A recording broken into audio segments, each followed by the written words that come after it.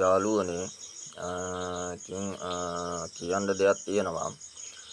මොකද මේ දවස්වල රණවිරුවන්ව පහත් විදියට හෙලා දකිමින් රණවිරුවන්ට බොහොම විදියට නින්දා කරනවා, අපහාස කරනවා. මොකද එදා ඔය කැම්පස් ගිය කවුරුත් හිටියේ නෑ නන්දි කඩාල් මේ යන්න. ඉතින් රණවිරුවන්ට අපහාස කරන්න එපා කියලා කියන්නේ මොකද අපේ මව් රට රැකුනේ උන් හින්දා. මොකද අනිවාර්යෙන් අපි හිතනම ආචාර කර යුතුයි. මොකද අටපාස් මේ එවුන් කියලා එහෙම මේ කවදාකවත් පහත් විදිහට මේ සලකන්න එපා. මොකද ඒ රණවිරුව කරපු කැපවීම රණවිරුව තමා දන්නේ. මොකද තමුන්ගේ මුළු යෞවන කාලෙම කැප කරලා තමුන්ගේ අතපය ඇස් ලේ දන් දීලා ඒ රණවිරුව කරපු කැපවීම රණවිරුව මේ තමා දන්නේ. රණවිරුව කියන්නේ ඇත්තටම දෙවිවරයෙක් විදිහට සලකන්න ඕන. ඉතින් අද රණවිරුවෙක් සොල්දාදුවෙක් හිටියේ නැත්නම් අද මේ රටට මොනවා වෙලාද කියලා දන්නේ නැහැ. කලින් යුද්ධයක් කුරිරු යුද්ධයක් තිබ්බයි කියලා අද අපේ මිනිස්යන්ට අමතක වෙලා.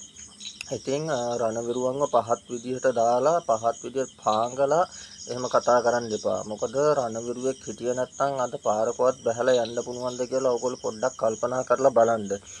ඉතින් මම ආදරෙන් ඔයාලගෙන් ඉල්ලා සිටිනවා කවදාවත් රණවිරුවෙක්ට මේ විදියට පහත් විදියට බැන වදින්න එපා. ඒ කියන්නේ රණවිරුවෙකුට බයිනවයි කියන්නේ ඒ බයින එක අවජාතකයෙක් කියලා තමයි මට කියන්න තියෙන්නේ. මොකද රණවිරුවෙක් සොල්දාදුවෙක් මේ හිටියේ නැත්නම් අද ඇත්තටම අපිට ජීවත් වෙන්න මේ රටක් නැහැ. මේ ඒ ගැන අමතක කරන්න එපා ඔයාලා. මොකද අපේ මව් රට රැකුනේ උන් හින්දා.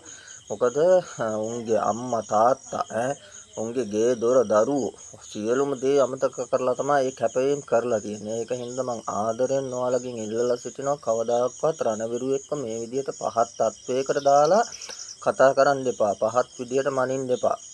මොකද උන් අටපාස් වුණා කියලා එහෙම මේ කියලා මේ පහත් තත්වයකට දාන්න එපා. මොකද ඒ අටපාස් කොල්ල කෙල්ලෝ හින්දා තමයි අද අපේ මව් රට රැකිලා අපේ දූ දරුවෝ අම්මලා තාත්තා අපේ සහෝදරයෝ මේ පාරකවත් බහලා යන්නේ ඒ රණවිරුව හින්දා. ඒක හින්දා රණවිරුවව පහත් තත්වයට දාලා කතා කරන්න එපා. ඇත්තටම අපේ ශ්‍රී ලංකාවට ලොකුම හේනේ මෙන්න මේක තමයි. මේ කෙලෙහ ගුණ ඒ කියන මේ දේවල් මතක නැහැ. කද ආමිකේ කොල්ලෙක් කෙල්ලෙක් හිටියද කියලා දැන් අපේ උන්ට මතක නැහැ. මොකද උඩින් බෝම්බයක් දෙකක් පුපුරපු දවසක මේ තේරෙයි අපේ ලංකාවේ ආමිකේ කොල්ලෝ කෙල්ලෝ හිටියයි කියලා. ඒක හින්දා මං කාරුණිකව ඉල්ලා සිටිනවා රණවිරුවන්ව පහත් තත්වයට කතා මේ දාලා කතා කරන්න එපා. බාල්දු කරන්න එපා. දැකපු තැන හිරනම ආචාර කෙරුවත් අපිට පව් සිද්ධ වෙන්නේ නැහැ. මොකද රණවිරුව ආමිකේ සොල්දාදුවෝ කියන්නේ දෙවිවරයෙක් විදිහට සලකන්න කියලා මම ඇත්තටම ඕගොල්ලන්ගෙන් ඉල්ලා සිටිනවා.